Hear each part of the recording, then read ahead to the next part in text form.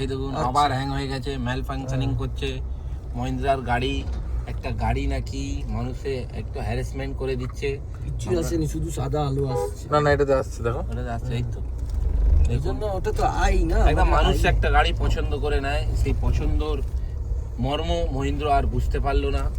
তাদের নতুন নতুন গাড়ি যদি এইভাবে ম্যাল ফাংশনিং করে, তাহলে মানুষের যে ইন্ডিয়ান ম্যানুফ্যাকচারিং সিস্টেমের থেকে বিশ্বাসটা যে হারিয়ে ফেলবে, তাতে আমাদের তো আরও, এটা শুধু একটা গাড়ি বা একটা লোকের লোকসান নয়, এটা আমাদের পুরো দেশের লোকসান, এটা আমাদের পুরো দেশের বদনাম।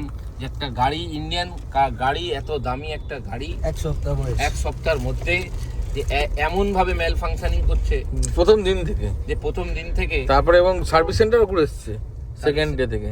আর তার মধ্যে 3-4 বার সার্ভিস সেন্টারের সাথে গিয়ে দেখিয়ে আমরা অ্যাডজাস্ট করার চেষ্টা করার ফলেও এই একটা ম্যানুফ্যাকচারিং ডিফেক্ট, একটা সফটওয়্যার প্রবলেম ঠিক করতে পারছে না, তারা নাকি এত বড় গাড়ি ম্যানুফ্যাকচারিং করে ফেলেছে। এটা মহিন্দ্রাকে বা মহিন্দ্রার যে ওনার আছে তাদেরকে খুব মানে কেয়ারফুলি দেখা উচিত। কেন কি ইন্ডিয়ান ম্যানুফ্যাকচারিং সিস্টেম তাদের হাতে আছে।